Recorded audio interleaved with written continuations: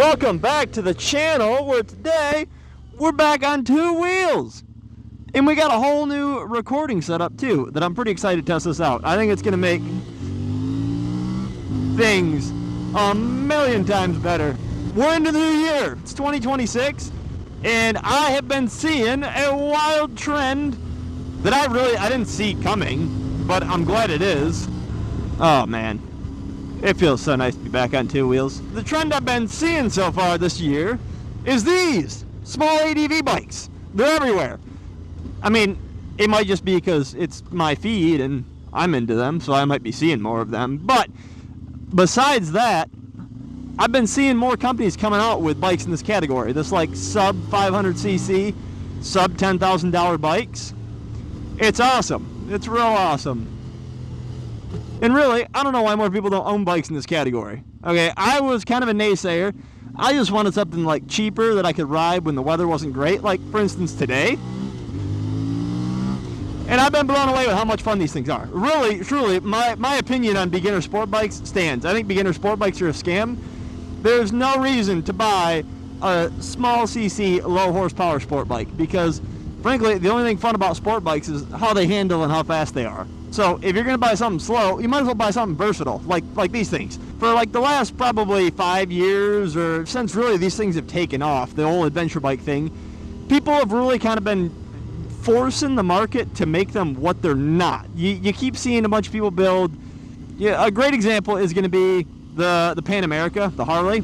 I guess that's not an adventure bike.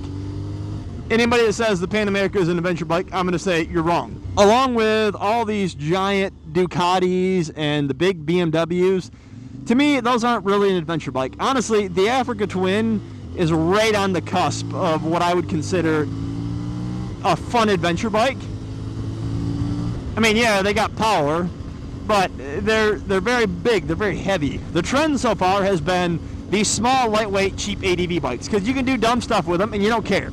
You can go ride on probably salty roads, but you know what? It was a $6,000 bike. You know, speaking of the things like coming out, originally we kind of just had like the Honda CRF 300 Rally, which is not quite. It's more, that was more of an enduro bike than it was like an adventure bike. At least with these, you can pack out on them and they've got a little bit more power. The bikes in this category, I would consider like the lightweight ADVs, are things sub 500 cc's and like a parallel twin. And really, they handle pretty good too. I've been blown away with how great this thing handles. It's so much fun to ride. I dare say this little slow bike is more fun to ride than my sport bike. Now, I'm not giving up the sport bike scene, but I like I said. Anyway, we get back to the bikes being released. The biggest one I think is going to be that Kawasaki 500. Is it like the KLE 500? It's almost identical to this thing. It's a parallel twin. It's like 451 cc's. It's a small, lightweight bike, and they're between $6,000 and $7,000. We got another biker out. Hell yeah, man! Boy's out on a sport bike. That's brave. But anyway, back to like this thing. And Honda also came out with I'm blanking. It's a little bit bigger CC thing. I think it's trying to compete more with like the Tenere 700, which don't get me wrong is a great bike. But those bikes being a little north of $10,000 are kind of a larger investment. There's kind of a, you know, they got more power and they're a little bit more capable, but really I think for doing off-road stuff, the 45 horsepower this thing has, it'll spin up on dirt no problem. If you're going below 50 miles an hour, oh, this thing will just light the rear tire up on gravel. It's awesome. I'm really like happy to see the market on these things increasing because they're not what the adventure bikes were. You know, like back to my point, sorry, ADHD, I got sidetracked as hell from there. But yeah, the example we're going to throw out here is going to be the Pan America, not an adventure bike. To me, an adventure bike is something that you can take down dirt, you can take, you know, maybe off some small jumps, something that you can cruise down the road pretty good. And all it seems like these giant adventure bikes, they're all really good at doing like cross-country road trips. They're highway cruisers. I mean, hell, most of these things come with like street tires from the factory. They're not even set up to ride in dirt. They've got real stiff suspension, and they got just a bunch of rooms to put luggage on them. They're kind of like the RV of the motorcycle world. You pack them down, you load them down with luggage, and you go on a long road trip. And that's just not what I wanted in a bike. Yes, I would like a little bit more power just because it's fun to have horsepower. But I like something small and light like this that you can throw around on dirt roads, and it's not intimidating. These little small lightweight bikes are not intimidating at all to ride, and that's what makes them fun. If you had a group of like 4 or 5 guys on these small lightweight bikes, you could easily do a fun, good road trip. These little parallel twins, they'll just run forever. They're not screaming, they're not pushing a ton of power. They're kind of built to be reliable. At least I really hope the CF Moto engine is reliable. Time will tell. So far, so good. Yeah, like the fun thing about these like small little bikes are you can just hoon around on them, and it's not a big deal. Get it? Hoon? I said hoon around on it.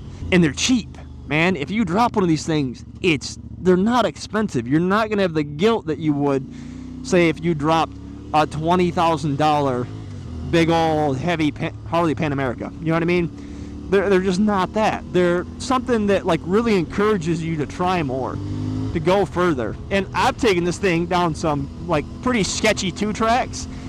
It just does it great. I think the tires could use an upgrade. That's one thing you're really gonna battle with on these kind of things, is trying to pick a tire. You want to have a tire that's really good through dirt and gravel, but you also gotta have a tire that can hold up to some miles on pavement, because for the most part, you probably got to ride some pavement to get to where the fun dirt areas are. Unless you live like me and you're out in the middle of nowhere and there's just dirt roads all around you.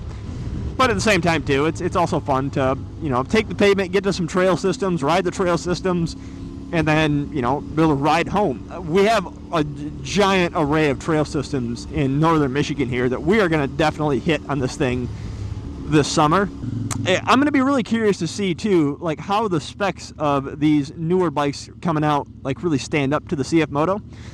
I think this bike is spec'd out pretty darn decently. I mean, stock, you got a windshield that you can raise up and down. There's USB ports on the side here to charge things. Comes stock with a luggage rack on the back. I don't know if you can be able to see that, but I got my little luggage backpack, well, not backpack, like little trunk thing back there.